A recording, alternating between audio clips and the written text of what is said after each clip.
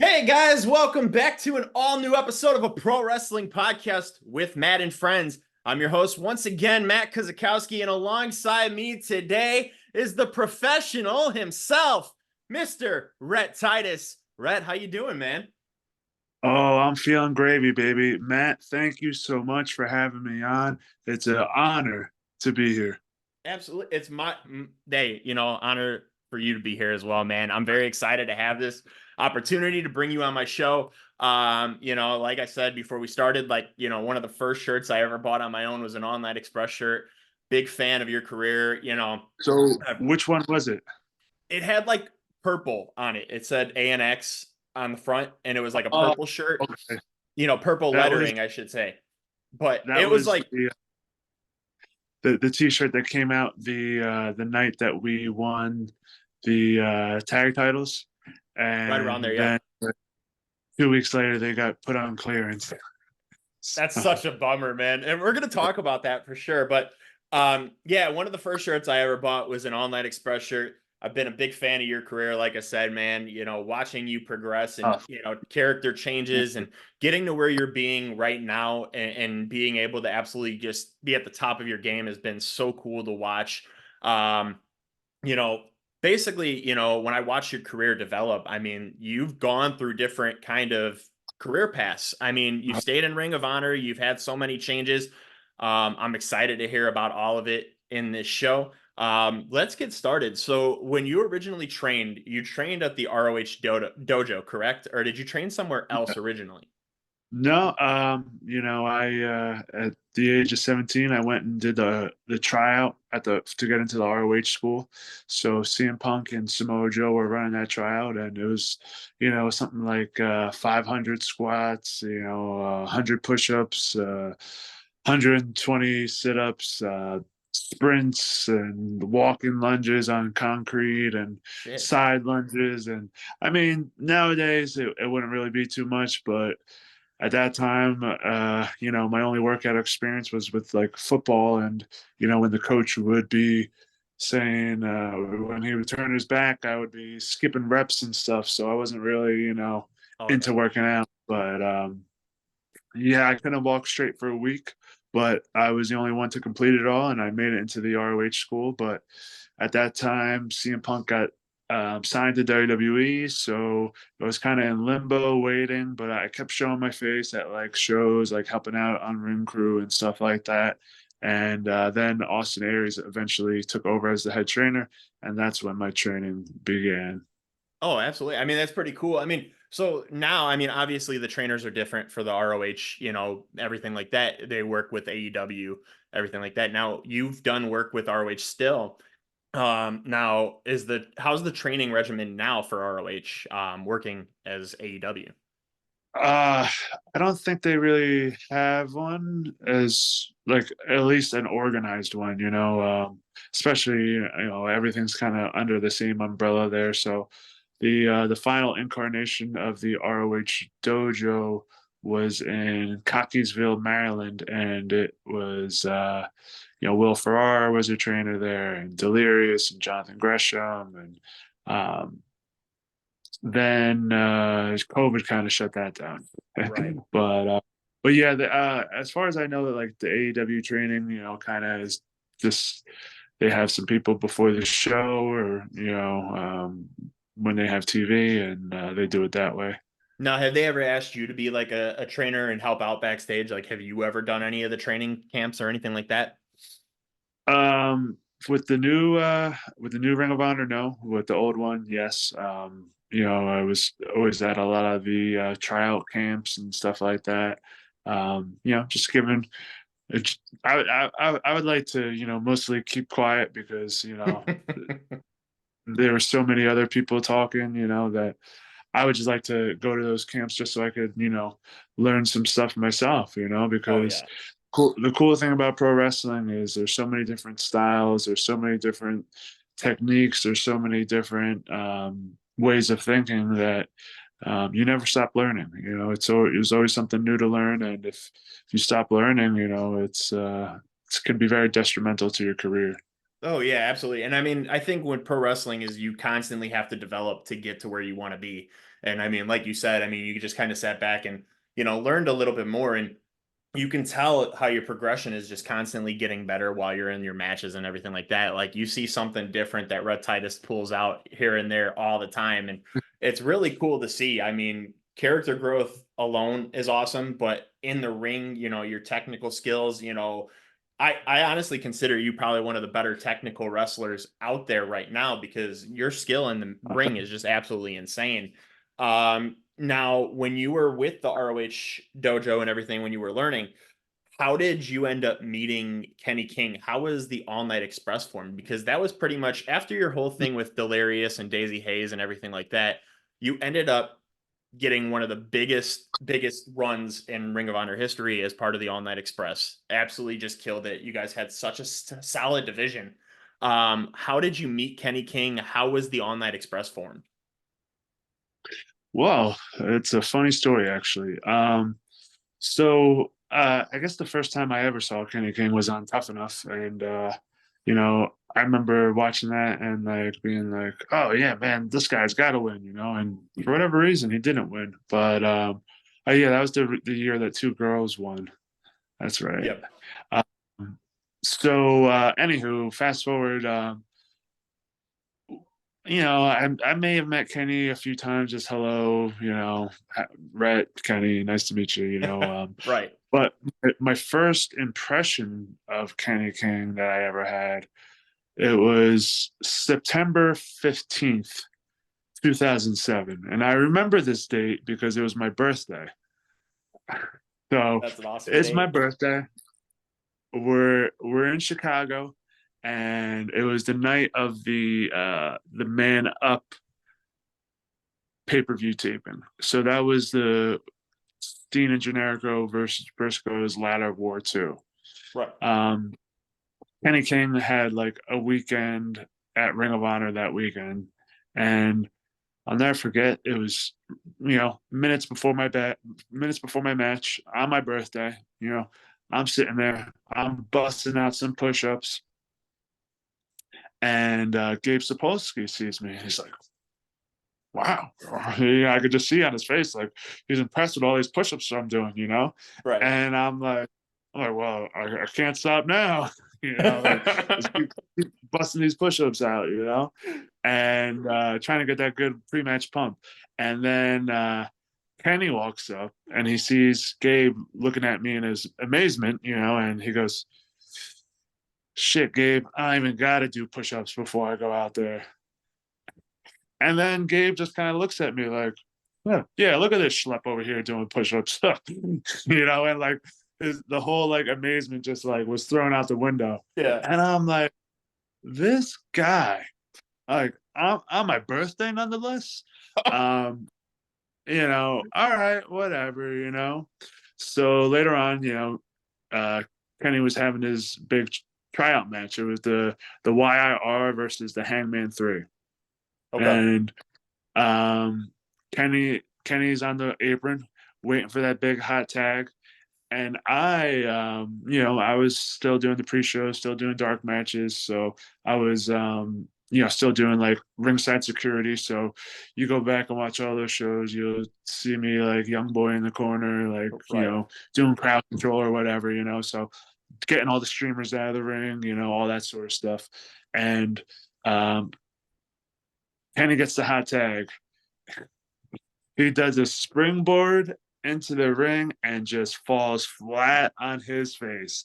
I might as well have just jumped out of my chair and started cheering, but the whole whenever I tell Kenny this story, I uh I always like to tell it that like I was the one leading the chant, "You effed up, you effed up, you effed up."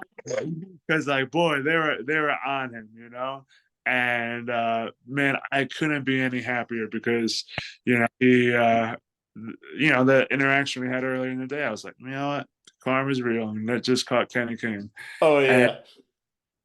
so that was 2007. So fast forward just about a year to 2008, that fall, no November of 2008. Yeah.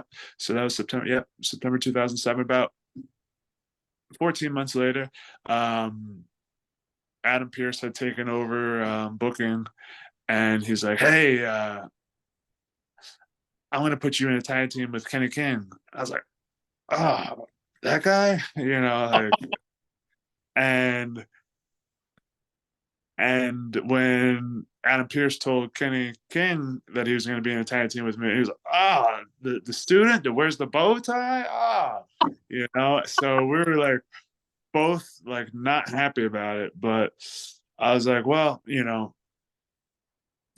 this is just the hand I'm being dealt right now, so I gotta play with it. Oh, So absolutely. um, I didn't want to mail it in or anything like that. So I was like, well, if I'm going to be a tag team with this guy, I gotta do my best to make it successful. And we teamed a few times, and it was just kind of like, eh.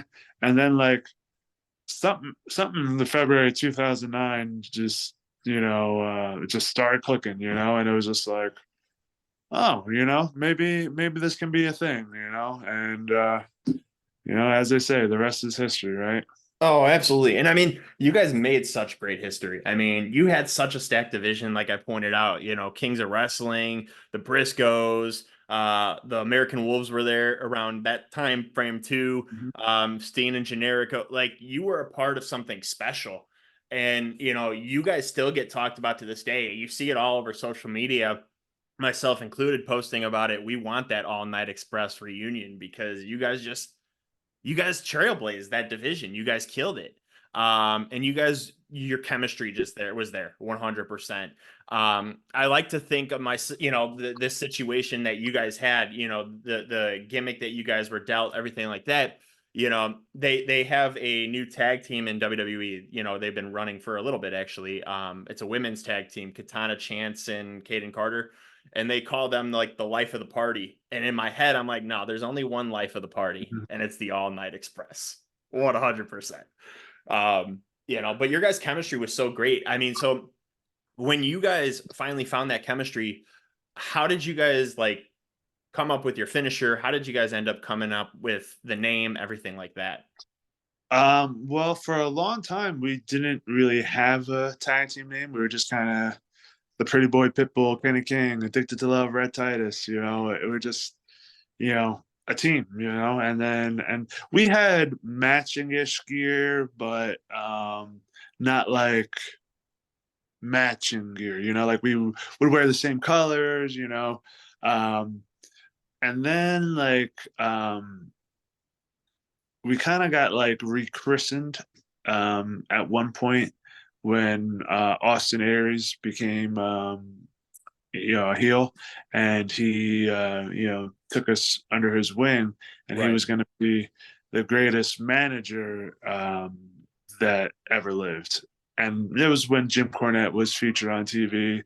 So, Jim Cornette had the Midnight Express, what's longer than who stays out longer than midnight? The All Night Express. So it was kind of Love it. just meant to be like a jab at Jim Cornette. And it just kind of, Stuck. took on a life of his own, and then ANX for short, and yeah, it was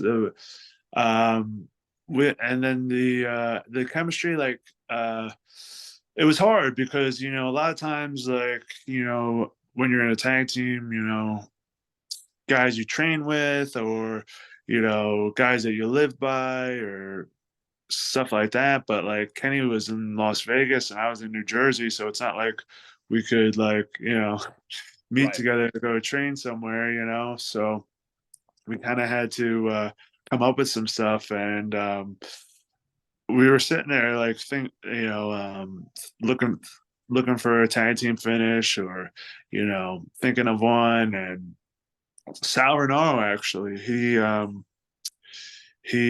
was like he was a part of like our little group at the beginning, because it was kind of like the YRR at first, and then it kind of delved into just me and Kenny. Right. Uh, but yeah, so Sauronara was like, "All right, well, you do a blockbuster for a finish, and you do a Razor's Edge for a finish."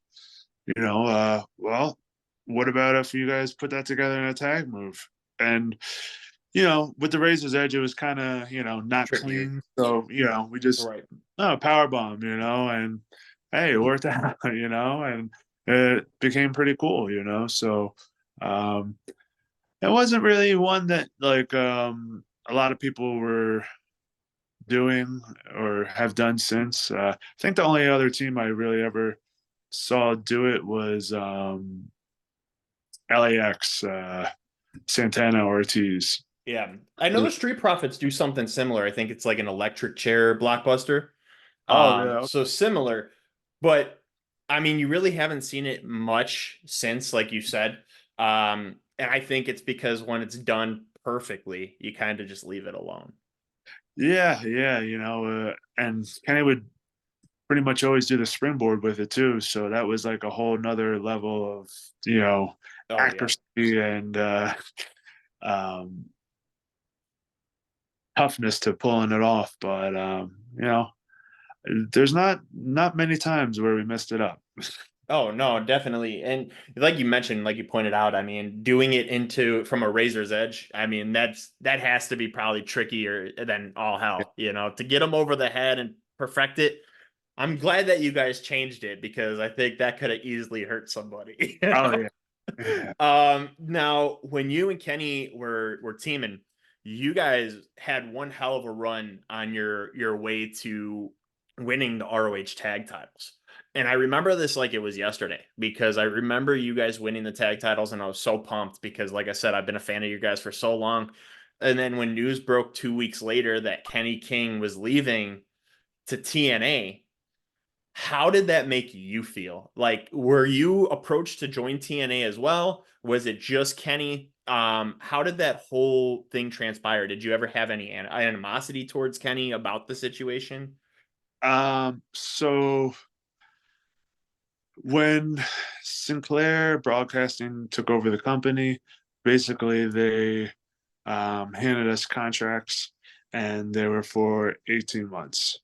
And um, Kenny had went and got his switch to 1 year because he was like, we didn't really know what Sinclair Broadcasting was gonna be or what it was gonna bring or how things would transpire, and so he got his change to 1 year.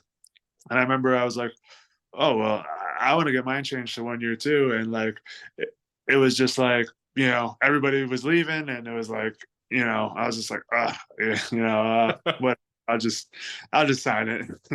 Right. What's the worst that can happen, right?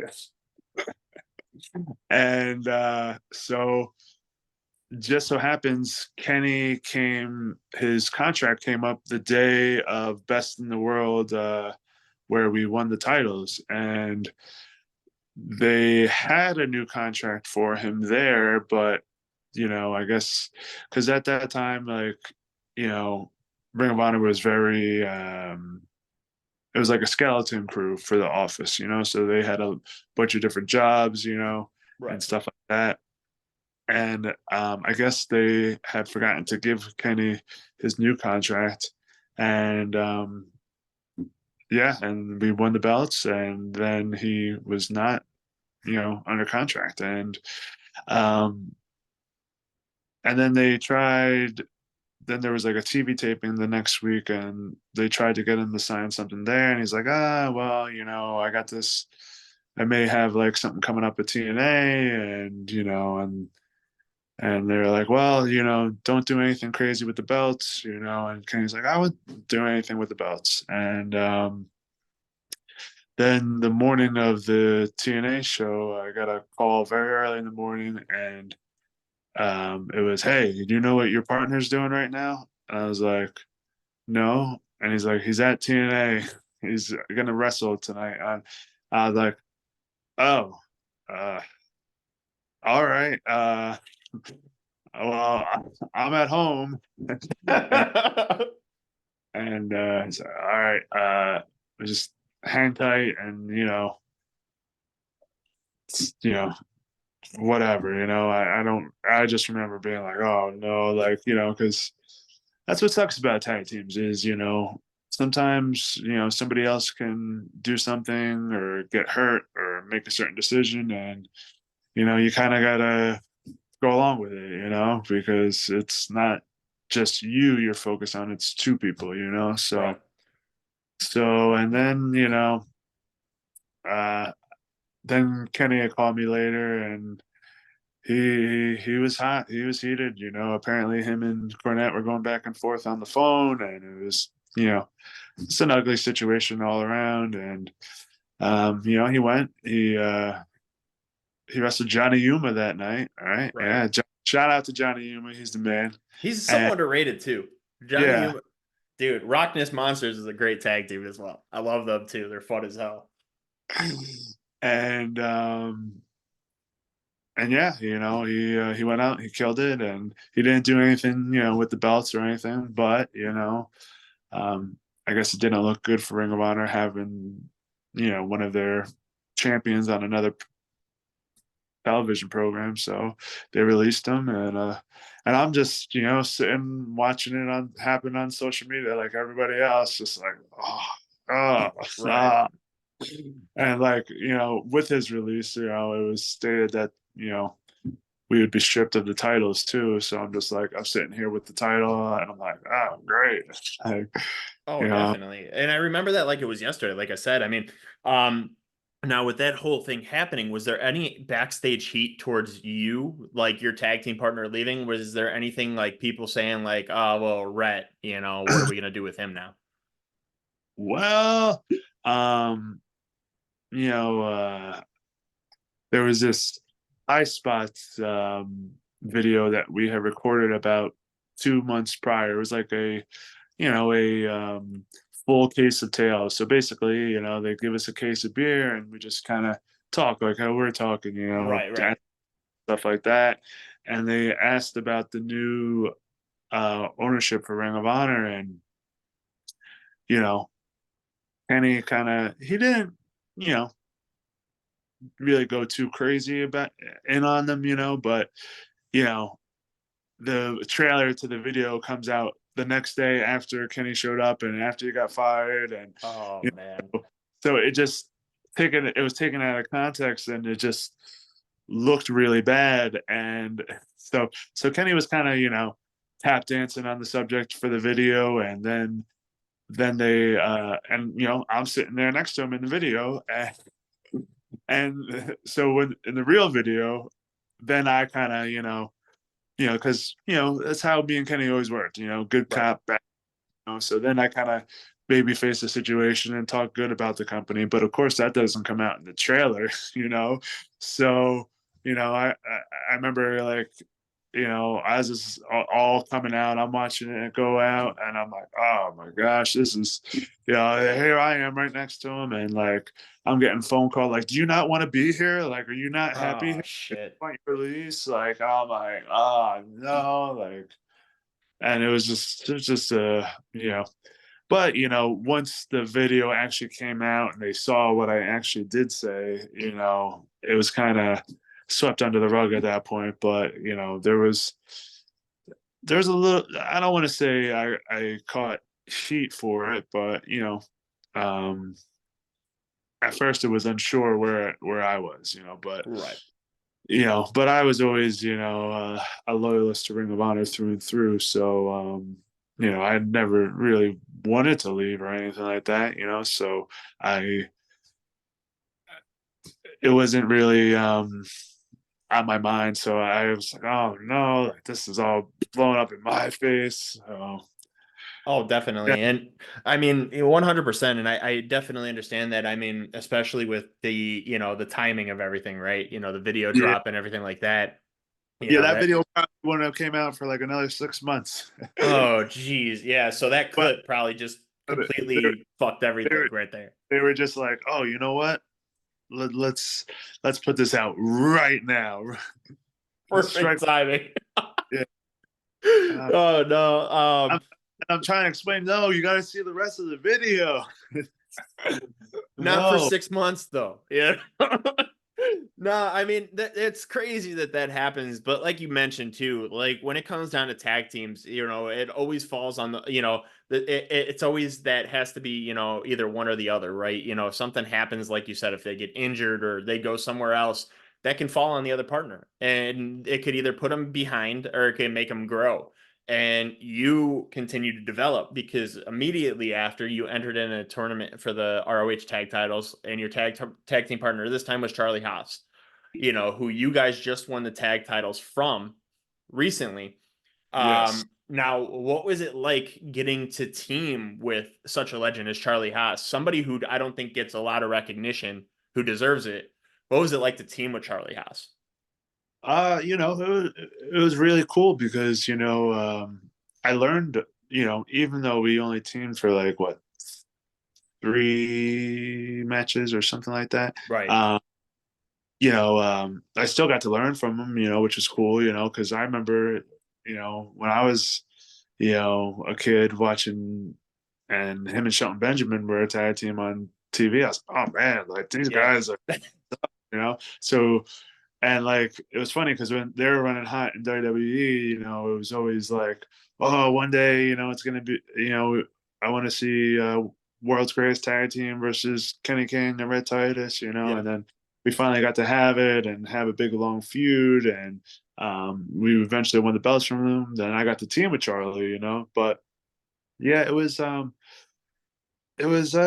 It was cool. Got to learn a lot, and I mean, that period of time was probably the most that, I ever learned in tag team wrestling, especially like when you have Jim Cornette as one of the producers, Right. and he would be telling you like all the things from, that the Midnight Express used to do, and you would be able to like put a little modern spin on it, and and it was such a great learning time for tag team wrestling for me. Oh, But definitely.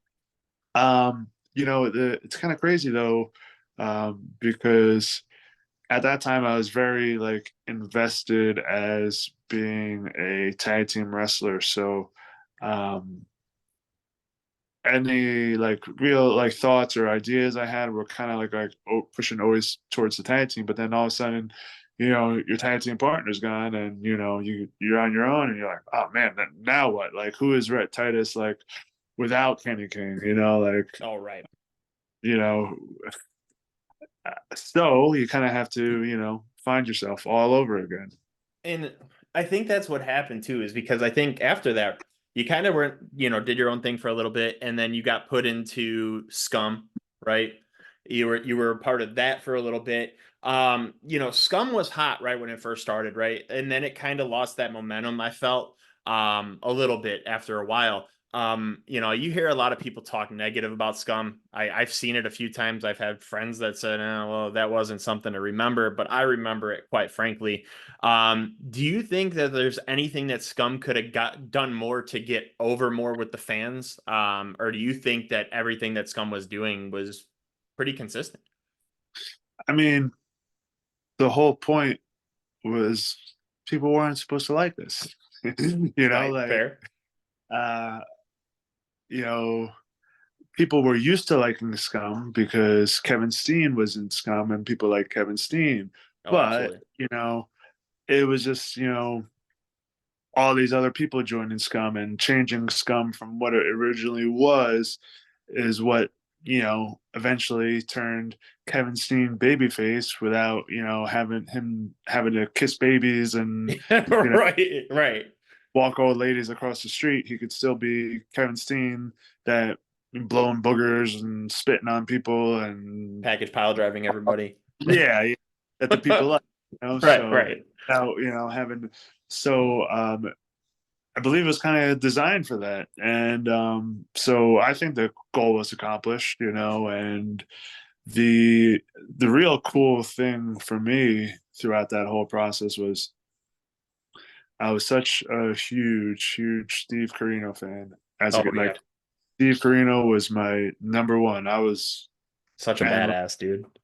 and to like have him like manage me to the ring and like do promos for me, and like I was like, this is the coolest thing I've ever done. Your inner child came out, right? Yeah, You were like a this, fan inside that ring. yeah, you know. So, Carino did some great work too, especially in ROH with Scum. I love the originality of Scum too, like with Jimmy Jacobs too. I think having him a part of it after, the Age of the Fall, everything with that, I think that absolutely showcased, okay, well, he was already in a badass faction. We're going to start something cooler, start something different, that's going to just get people pissed off again. And I love Scum. I thought when you, Cliff Compton, Matt Hardy, when you guys all joined, I just thought it was, I love factions when they have like 7 or 8 people combined. Like that to me is a faction. mhm. It's incredible. So seeing you guys join that faction, seeing you guys actually run through, do some stuff, I was really excited for you because I seen a little bit of a change of pace because from when I started watching you, I saw babyface Rhett Titus. So seeing heel Rhett Titus was a change of pace, and doing that shit was incredible to watch because it was character change for me. And then pretty much after that, you ended up with another character change as the romantic touch. How did that gimmick come about? Who gave that idea to you? Was that your idea? Was it somebody backstage's idea? Who ended up giving that idea to you? Well, like when pro wrestling Respect was around, and Delirious was running that, I had mentioned to him at some point, I'd like to do like a masked character type thing, thinking at like, pro wrestling Respect, wrestle some of the other students and stuff, and that sort of stuff. And then so everybody, Scum got kicked out of Ring of Honor, but everybody like kind of had their way back in. Jimmy Right. Jacobs had a trial series, and um, Steve Carino had ironclad clause in his contract, and Veda Scott was his lawyer and got him Right. back in, commentator, and Cliff Compton kind of went away for a while and came back, as like you know, kind of on his own. And like my thing was I was gonna go away and I would come back under a mask as a new character. And I went something with RT, so it was kind of obvious. Perfect. Yeah. Right. So I was thinking, oh, what about the romantic touch, and it's just what is the romantic touch? And I started thinking about it, and you know, and I mean, at first I was trying to like not let on to people that it was me, Right. but like legit, like like my first time ever doing the character, like someone's like, "Hey Titus, what are you wearing a mask for?" Like, you It was know, pretty quick that everybody started to realize that it was you, yeah. 100%. And but that was kind of the the story too, that it was everybody, because my one of my first appearances on TV, Veda Scott said, that's Rhett Titus under a mask, and so on and so forth. But So ruined the it, whole gimmick for you. yeah, yeah. Come on, Uh, Veda. but it was a fun character. I had a lot of fun doing it. A lot of funny little highlights. Didn't have the best win loss record as a romantic touch, but I don't think anybody was really clamoring for the romantic touch to win the world title. Right. No, definitely. And now when it comes down to a mask character, I've never had somebody on my show that's wrestled in a mask besides TJP. And I never got to ask him this because this was like right when I first started my show. When you wrestle under a mask, how hard is it to breathe? I have to ask you that. Oh, it's very hard to breathe. Especially with like the original mask I had. It was like I had some like old school guy in Milwaukee, who would he like it was the original mask was kind of like an assassin style mask, or the mask superstar style mask, where Right, right, right. mouth is very small, Right. and um there's no nose hole or nothing like that. So yeah, I would wear I started training at practice with a mask on too, and just trying to, you know, learn it, And my second mask was a whole lot easier to breathe in, Yeah. uh, because it had a open mouth and little nose holes and stuff like that. But what most people don't think about with the mask too is sometimes if the mask isn't like 100% like molded to your face, then you start running the risk of, Yeah, I get like it. there's been plenty of times where like I had like 30% vision because there was a piece of the mask like over my eye, and I'm trying to like bust a comeback or something, and Yeah. not stop to fix my mask. So yeah, it could get tricky, it very tricky. My hats off to guys who wrestle in a mask all the time because it's not the easiest thing to do. Oh, definitely. And then I never had to, as a wrestler, like I said, to ask that question. And I've always been curious as a fan because, like, I have asthma as it is. Like, I could never wrestle in a mask 100%. So when you see wrestlers that do that because they want to keep their identity separate so people don't recognize them in their personal lives, because you see that story all the time, right? It always kind of makes you think, like, man, how do they do that every week inside and outside that ring? So I, like you said, I give them a lot of credit as well. We've seen that gimmick run, do its course a little bit as well. We've seen you come back pretty much teaming with Will Ferrara pretty soon after that. Another team that was, I think, very underrated. I think you guys should have had a run as tag champions because I loved your guys' chemistry in the ring. It was fun. It was different for sure. Like, it was a comedy aspect, but also like badasses at the same time. So it was like two, put together. What was it like to switch your chemistry with somebody else other than Kenny King that you were so used to running with? Now you had to switch it up with somebody else like Will Ferrar. Well, I remember Will Ferrar's first day at Ring of Honor. He was kind of just like standing outside the guardrail, like looking into the ring, like, wow, like I'm here, like, I can't wait to be in there, like, and like, you know, he's just, young, hungry, looking for opportunity. Oh, definitely. And, 100%. he's just looking over the guardrail before the show starts. And I came up behind him and shit canned him right over the top of the guardrail onto the pads to the floor. And I'm like, hey, what's going on? And he's like, how are you? Like trying to keep it up. And, but I, I saw his eagerness. So right from the get go, I kind of took him under my wing. It was very funny because like um, Grizzly Redwoods um, last show was Will Ferrara's first show, and it was like passing in the night, so I Yeah. kind of traded like one small buddy for another small buddy, and kind of took him under my wing, and I'd be giving him advice, and and just kind of telling him the ins and outs of Ring of Honor, and trying to you know lead him to success and stuff like that.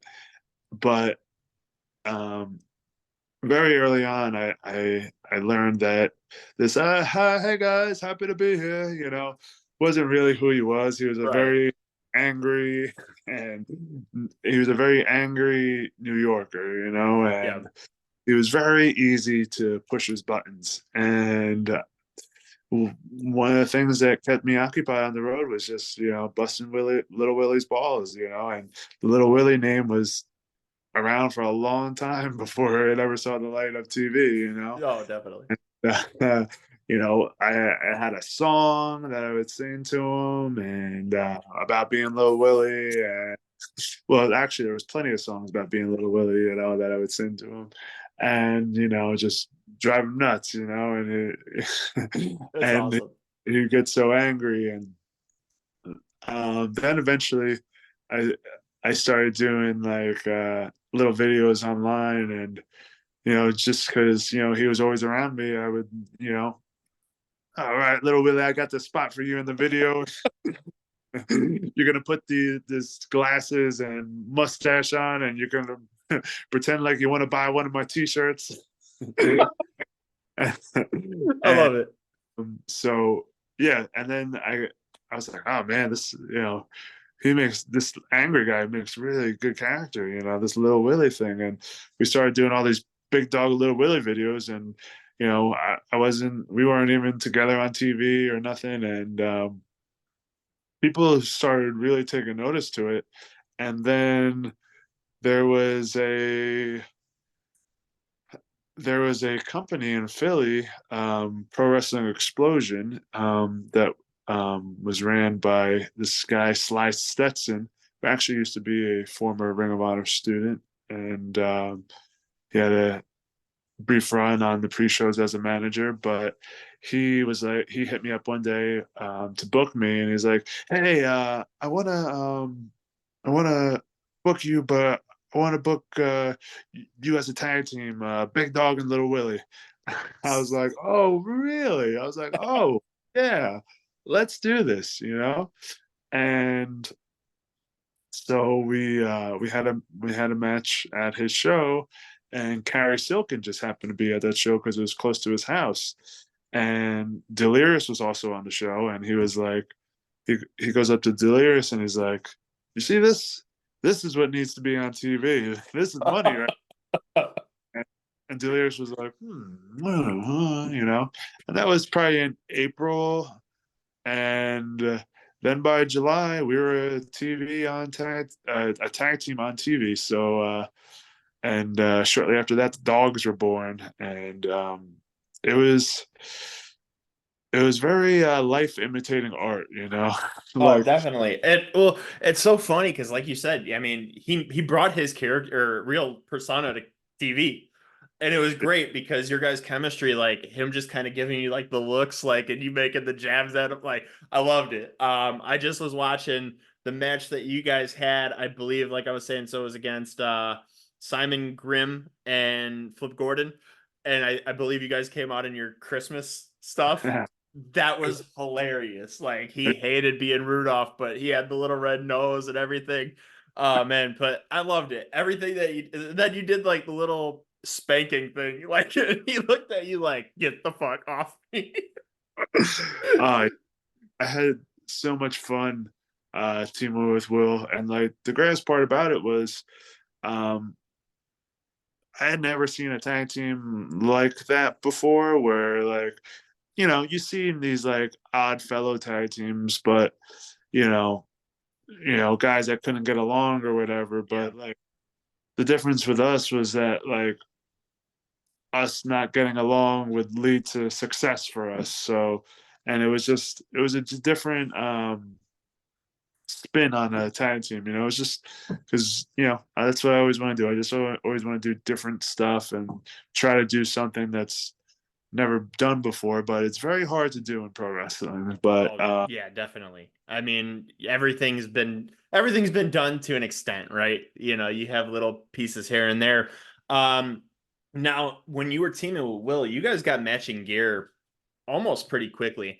oh yeah, You see a lot of people, and I've seen this all over on social media recently too, is when it comes to tag teams, you get a lot of teams that are just kind of thrown together. That they don't have something for this person, they don't have something for this person, so let's just put them together to see what they can do. They don't have the matching attire, they don't have that chemistry. How important is it, do you think, in your opinion, being multiple tag teams in your career? How important is it for you to think matching gear is a must? um, I mean, very important. Like I was saying earlier, like me and Kenny, we didn't have like matching gear, for a while, because we both kind of were like, how long is this gonna last, and then like when it started lasting, we're like, all right, let's get some matching gear, Right. and but yeah, you think back on all the great tag teams, imagine if the Midnight Express were just wearing, two different sets of gear, or the Road Warriors were wearing, s- spikes and rubber ducks. you know, One was a cowboy, one was a rock and uh, roll badass, like two different, I get it. No, uh, and you see that quite often now. And I'm a big tag team guy. Tag team wrestling is my favorite form of professional wrestling of all time. So like to me, when I'm watching these people get put together, the only difference to me for tag team is if they don't have exactly matching gear, but their colors coordinate with each other. You know what I'm yeah, saying? Like, so yeah, similarity, but that's kind of like what me and Kenny were doing for a while at first, color coordination. But you should have like the exact same colors and like similar designs, but also a uniqueness to it to yourself. right, Like the first set of matching gear that I got with Kenny, like where we went to the same person and got matching gear. I remember Jim Cornette was like, "Oh, you guys need matching gear," and I was like, "Oh, all right." I got this guy to make us matching gear. So what I thought he meant by that was, all right, well, I guess I gotta start wearing bikers because Kenny doesn't want to wear trunks, so I right, gotta right, right. biker shorts. And me and Kenny had biker shorts, but you know, I I didn't look good in biker shorts. I like just it's the way that my legs are. It just And Jim Cornette was like, I said get matching gear, not the same gear. Oh, okay.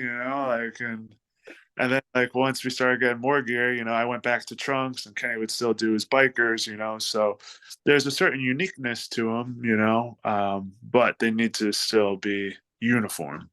Oh, definitely, 100%. And when it comes down to tag team wrestling, like I said, I mean, the chemistry alone has to be there, but it has to look like you guys are on the same page. It has to look like you guys are a unit, and matching gear is something that is special because it makes for a fun time in tag matches. You had the Hart Foundation matching gear, the Hardy Boys just color coordinate very well. The Dudleys had matching gear, Edge and Christian color coordinate. Like you can't sit there and think of all these successful tag teams and say, well, you couldn't put Bubba Ray Dudley with Matt Hardy. You know what I'm saying? Like the gear just didn't make sense.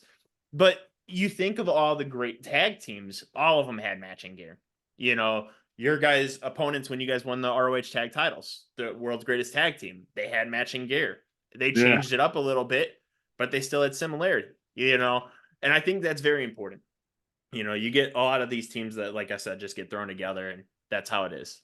So being somebody that I know, because you're the second wrestler that I have talked to on my show that has been in multiple tag teams and has made every tag team successful, in my opinion, at least. I mean, I'm pretty sure there's other fans of yours that think the same way. But I mean, you and Charlie Haas both can make any tag team that you've been in work. And I think it's absolutely incredible. So that's why I wanted to ask you that too, is because I definitely understand how important that is in tag team wrestling. Now when it comes down to the match that I was talking about for the Christmas match, the Simon Grimm and Flip Gordon match, there was a lot of talk backstage for WWE when Simon Grimm was back there. That back when he was Simon Gotch, that he had backstage heat when you met him and when you were working with him in Ring of Honor for a little bit, did he come off as that type of person or was he a genuine human being? Because I take him as a genuine human being type person. I mean, he's he's a straight shooter. Like if he doesn't like somebody, he'll tell you straight up, about him. I mean, there's plenty of shoot interviews out there with him where, he gives his thoughts on certain people, and but he was cool. He didn't have no problems. He was, um, like here's this guy leaving WWE. He wants to um, he wants to, oh, I'll go to Ring of Honor, be a more serious wrestler. His first match there, it's like, oh, these The guys are just, dogs. dressed up as Santa Claus and Rudolph the Red-Nosed Reindeer, and this is the Christmas match, and so on and so forth. But he was really cool. I haven't seen him in a while, but I just saw he popped up on TNA the other night, so good for him. Yes, I'm very excited about that because I was a big Vaudevillains fan. So Okay. knowing that Matt Renwald is over there, and seeing him come over there, it'd be really cool to see the Vaudevillains run in TNA for a little bit. Be pretty No, sick. I didn't even put two and two together. That would be pretty dope, man. I'd be really excited to see them run. I mean, I'm pretty sure what a dream match would be is All Night Express versus the Vaudevillains right there. Oh, That's a okay. great chemistry right there between the four of you for sure. Now when it comes to chemistry, when it comes to building your arsenal up with your move set and everything like that, um, we've seen you develop, different finishers throughout your career, different move sets. Like I said, I mean, you just continuously progress. And like you mentioned earlier, you like to learn and you like to study and you like to, you know, put things into your arsenal and stuff like that. So I'm watching your matches from previously up until when you started using this as your finisher, but your drop kick is on point. One of the Hmm. best drop kicks in the business ever. Um, Now, when it comes down to putting that as like just in your move set and then turning it into a finisher, how does that come about? Like, so you see a drop kick, just something that people do in the matches, but when you use that as a finisher after you've done it so many times before, how do you go about explaining that as, well, this is a finisher because of this? I mean, all you really need is to beat one person with it, like, and then it kind of just can take on its life of its own from there. Um, I remember when I would do the pre-shows for Ring of Honor back in the day. Um, we were kind of given like pre-show finishers, Right, and um, so you didn't have somebody out there doing a backdrop driver or something, like right.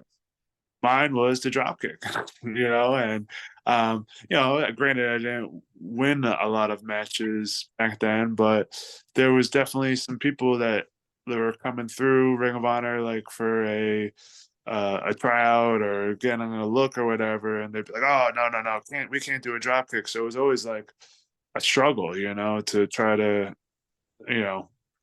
But fast forward, after a lot of people have seen my drop kick time in and time out, and see how devastating it can look, and then the first time that I ever beat somebody with it was when they did like a MCW Future of Honor show, and it was myself versus Jonathan Gresham, and Jonathan Gresham lost to the drop kick. And when you got a guy like that who's like on board, um, it's pretty simple, and I mean, what would you rather, getting dropped on your head or getting drop kicked? Perfect answer right there. I don't want to get a pile drive, but a drop kick. I can just fall back and take a bump. I'm cool with that. I love it. uh, No, that but makes more sense for it- sure. also, you got to make sure that yours is going to be better than anybody else's. You can't, because you know if there's 10 matches on the show, probably 9 of those matches are gonna have a Using drop kick drop kicks. there at some point, so, and like for me, I was always very like, all right, if this guy's doing this, I'm not gonna do this. Or if, all right, this is the trendy move right now, all right, never doing that, so I always just wanted, from match, if I'm match 4, I want it to be all completely different than match 1, 2, and 3, or and Oh then yeah. 5, 6, and 7, would be different than mine. Oh, So definitely. um But with my drop kick, I never worried about it because I was like, well, mine's gonna be better than everybody else's. So, you know, it's their loss, they're gonna have to keep up with me, Oh, And definitely. but actually like at Fight Pro where where I'm their premier champion right now, they actually banned anybody else from using the drop kick. It's like it's a Perfect.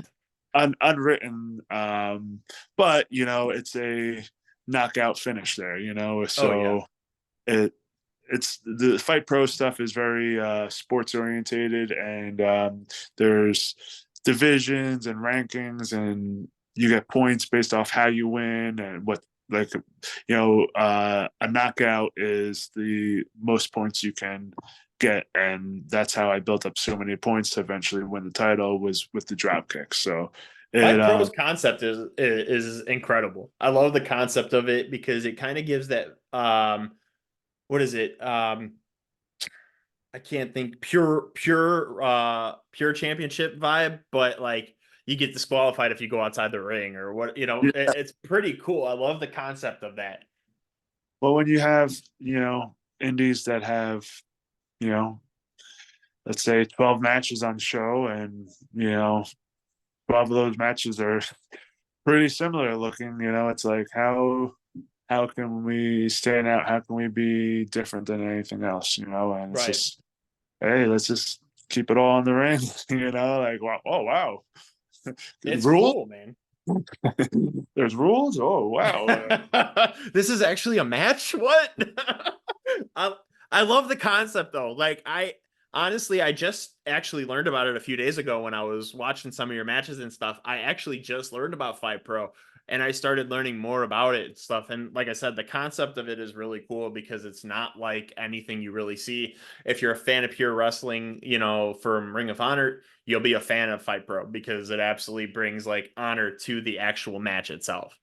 Yeah, and the tag team matches, they follow tag team uh tag team rules too. It's just generic ones that you know don't get really thought about these days. Just simple stuff like holding the tag rope and Yep. hand tags and both feet having to be on the apron and Yep. five in and out of the ring. That was like something that I was so happy to be in the first ever Pure Rules tag match with myself and Tracy Williams versus Wheeler Yuta and Fred Yehi, that I was like, oh man, like all these other tag teams out right now are just going out there and running amok. They're doing whatever they want. Oh, absolutely, 100%. Well, you So just mentioned Tracy Williams, who is another incredible wrestler. Absolutely one of the best technicals as well. You guys were in a faction together. You guys were in a faction called the Foundation, which kind of gave you a new vibe, I would say, because you went from, the party goer, from All Night Express to the romantic touch to, the dogs. So we've seen a more serious side of you when, you started with the foundation. It completely changed, how everybody previously would have viewed Rhett Titus, and it gave you that more technical aspect. You were, doing your shit in the match.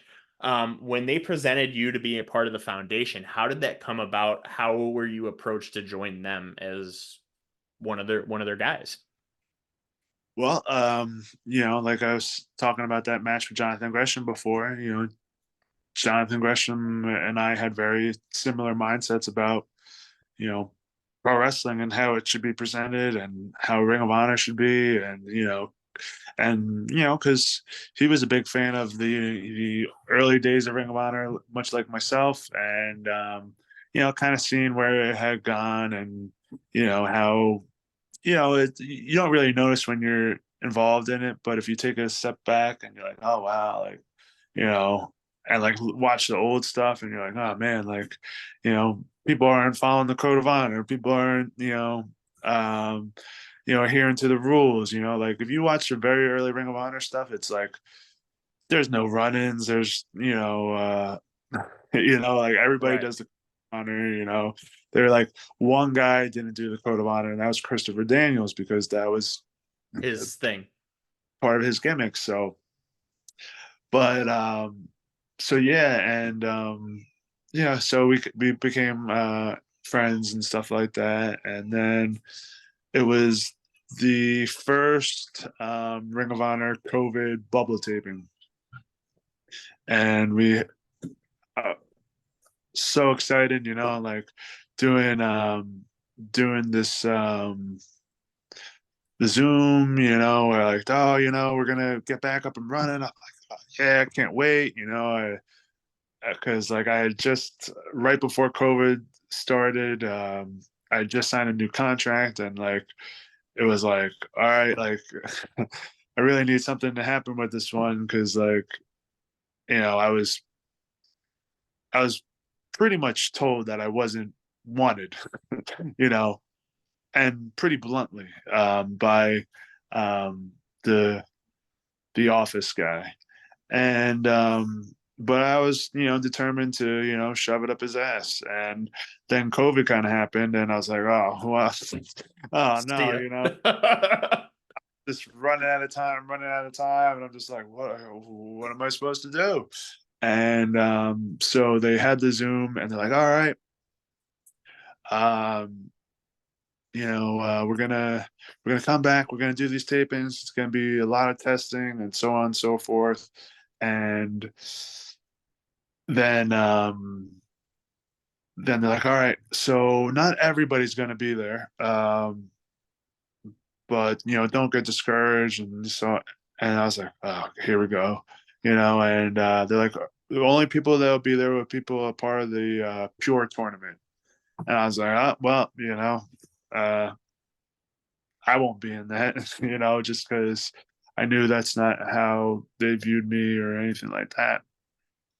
So, of course, I got the email, you're not needed for the taping, blah, blah, blah. I'm like, oh man, like, great. So then I got a call from the guy who was running ring crew. And he's like, hey, do you want to be part of the ring crew for the taping? So I was like, well, sure, yeah, because at least, I could be there, Right. so, and so I was like not an alternate, but, like some, just to have there, and was working too, so then it's like the last day of the tapings, I didn't wrestle at all, and I'm just like, oh man, like, all right, and Jonathan Gresham had came up to me. He's like, hey man, I got this idea, and he's like, would you mind being wearing the octopus mask? And I was like, no. He's like, well, he's like, I want you to join the foundation and so on and so forth. And I was like, what? And he's like, yeah, I already talked to everybody, and it's green lit. So um, I need you for this promo after the main event. The main event was him versus Tracy Williams for the pure title in the finals, and then I was, under the octopus mask for a little bit, and nobody um, knew who I was, and then eventually, I was revealed to be myself, and people at first were kind of like, oh, it's just Rhett Titus, been here forever. People were like wanting somebody new, some guy that hadn't been to Ring of Honor before or something. Right. But like Ring of Honor at that time was kind of, they couldn't bring anybody from Mexico. They couldn't bring anybody from the United Kingdom. It was very like you know skeleton crew essentially at those COVID tapings, and um, it's not like I went and got popular with a GIF or something like that, Right. or did some new move or something like that. I was just finally given an opportunity to like really wrestle, and something that I'm, forever grateful for, because Jonathan Gresham saw something in me that not a lot of people did. And and Jay Lethal and Tracy Williams were all about it too, because Tracy was like, man, like, I think he's like, my favorite Ring of Honor match that I ever had was against you in San Antonio, Texas, just That's like awesome. match number 2 on the card, just like, but he was like, man, I really love that match. And, but yeah, so, and I was like, all right, cool, and it's like I said, like, I didn't have to learn anything, like, because a lot of times, like, when people get put into those type of positions out of nowhere, it's because they had a cool move or something, Right. happen. But uh, it was just my name was called and I was ready, because I always prided myself on, you know, not having to get ready, but staying ready all the time. So, all the training and dieting and working out just, finally paid off. Oh, definitely. And it showed. I mean, not just in the physique itself, but everything you've done has progressed and changed from what you were doing previously to when you started with the foundation. And, I think that really gave that vibe of Rhett Titus is a true player. Like he's not just somebody that's on the sidelines. He's not just an afterthought. You're a former ROH television champion. You've multiple time ROH tag team champion. You won the titles with Tracy Williams as well. You guys ended up similar gear, absolutely killing it. The technical, foundation of what you guys had together was absolutely incredible. I loved watching every moment that you had in ROH. Absolutely incredible. I love that you continued with the professional gimmick, everything like that. You're just progressing as a star, and it's something awesome to see. 100%. Now teaming up with multiple people, I do want to ask you this. So teaming up with multiple different names, you teamed up with Kenny King, Will Ferrara, Tracy Williams, even Matt Taven on the Indies. I love I and That awesome little short stint, but I loved it. I thought it was with great. as our manager. Yes, absolutely, and I loved it. It was incredible. Prince Nana was there, dude. It was awesome. I think that should have been something that continued because just the chemistry that was shown in just that little bit of time was incredible. But if you were to give advice to any team who are trying to build good chemistry with each other, with their first or current tag team partner, what kind of advice would you give them to make tag team wrestling a success? Um, so think you can't really be selfish in the tag team. You gotta think of each other as a unit, and what do you do best? What do I do best? How are we gonna have the best match? You know, um, and like also like so, a lot of the All Night Express matches, I'm the one taking the heat, and Kenny King's getting the hot tag. Much Yep. like Ricky Morton and Robert Gibson. You got to play to your strengths and try to hide your weaknesses. And if you go into it like, oh man, like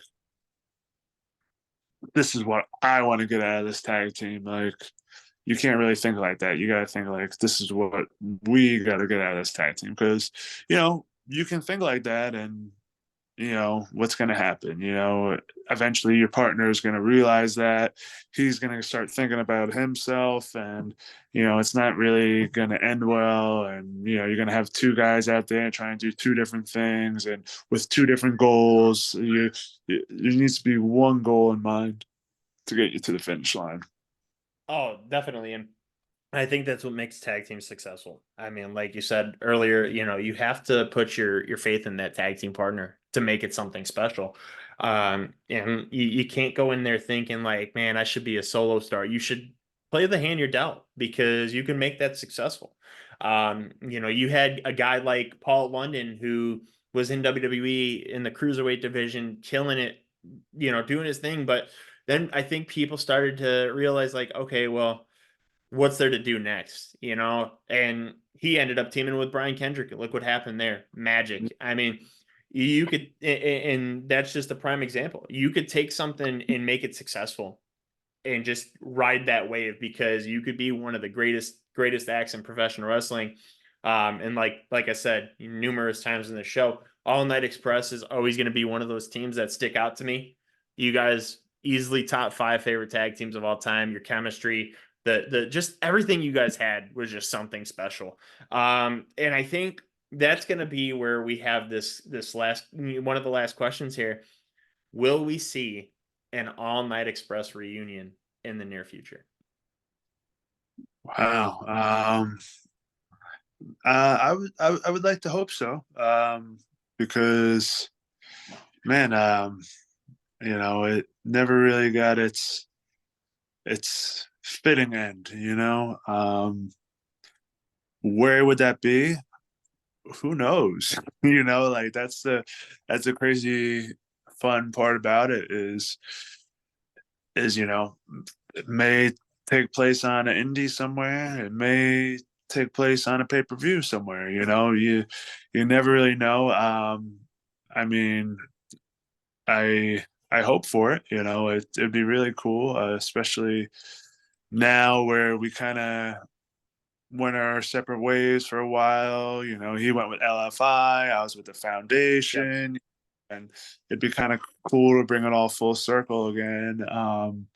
But like it's one of those things where like when you got chemistry with a person like that, like you can just pick up right where you left off. Like me and Kenny stopped teaming in 2012, and then we got teaming again in 2015 or 16 rather, and I felt like we were better than we were before. Like, and um all the different like experiences that I've had with like other tag team wrestlers too would just like make it even better as well, because and I've learned from other people, and I've adapted to other people's styles and stuff, and then like getting to go back with Kenny, it would be really cool. It's kind of hard right now because when I was over at NWA, I was trying to get Kenny in over there, and it just wasn't working out. um when Kenny was over at Impact, he was trying to get me in over at there, and it just wasn't working out. So it's a lot easier to get one guy a job than it is to get two guys a job. Right. you know so I mean, like I said, I hope so. Even if it's a one and done, just for some fun, it'd be cool. But why do a one and done when you can do another run? So, I like uh, it. That's the next ANX slogan right there, right? Put that shit on a t-shirt on that express. Why be one and done when you could have another run? I dig it. That's awesome. Now if there was an All Night Express reunion, is there a team in your head that you would picture wanting to fight first? That you have not wrestled, or that there's a newer wrestling tag team doing their thing on the indies? ooh, ooh, ooh, ooh. That's a good question. Um, for a tag team that we haven't wrestled, Uh, I right now thinking off the top of my head, I'd probably say maybe Chris Bay and Ace Ace Austin. Austin. That'd be pretty cool, especially being that Kenny trained Chris Bay. So that'd be pretty cool. Um, and then for teams that we would wrestle again, I mean, it's first team that comes to mind is the Briscoes, but obviously my man Jamin, R.I.P. um, God bless him, just passed his anniversary the other day. Um, but I mean, another tag team that we never wrestled would probably definitely be FDR. I would love to do that one, and not a lot of teams are still going that we wrestled in the past. I think I guess one of our old adversaries would be the Young Bucks. Love to run that one back again. But yeah, thinking back about all the teams that we had feuds with, Kings of Wrestling and Wrestling's Greatest Tag Team, and the Briscoes and the Young Bucks. Those are the Young Bucks are really the only guys still teaming. So, Oh yeah. No, uh, definitely. I but think I think the ROH team division right now is going to start heating up really, really soon. And seeing like you guys face guys like the Infantry, who I think oh are absolutely incredible, I think that would be a great match to see. yeah, You know, they their got some. their their chemistry is just incredible together. It's their promos, their entrance, the in ring tags stuff. Big fan. Oh, definitely 100%. Last but not least, though, Rhett, is there any advice, not just for tag team wrestling, but any advice that you would give to any upcoming or newer wrestlers who want to break out or just broke out into the business? Yeah. Stay hungry, stay humble. When you lose that hunger, it's kind of hard to find it again, and you become reliant on whatever got you there, and you just got to keep hungry. If you approach every match like it's your first match and your last match, you'll be set up for success. And what was the second part of the question? I'm sorry. Oh, no, it was just like asking pretty much if you had any advice that you wanted to give to any upcoming or soon to be pro wrestlers. So people that are just breaking out into the business or want to break out. Yeah, stay hungry, stay humble, and if you're going to get trained, just make sure that you get trained by a reputable person, person who has had people have success, and because if you learn some bad habits from the guy down the street, it's kind of hard to break them when you do find formidable training. So, yeah, stay hungry, stay humble. That can go to any aspect of life, but in pro wrestling, it can help you get a long way. Absolutely. Great words of advice, Brett. Especially like I said, there's so many talent that are trying to break out now, and wrestling is just so fantastic in this time. So seeing everything go full circle, it's incredible. But Brett, man, this was such an honor to have you on my show. Like I said, I've been a fan of yours for over a decade.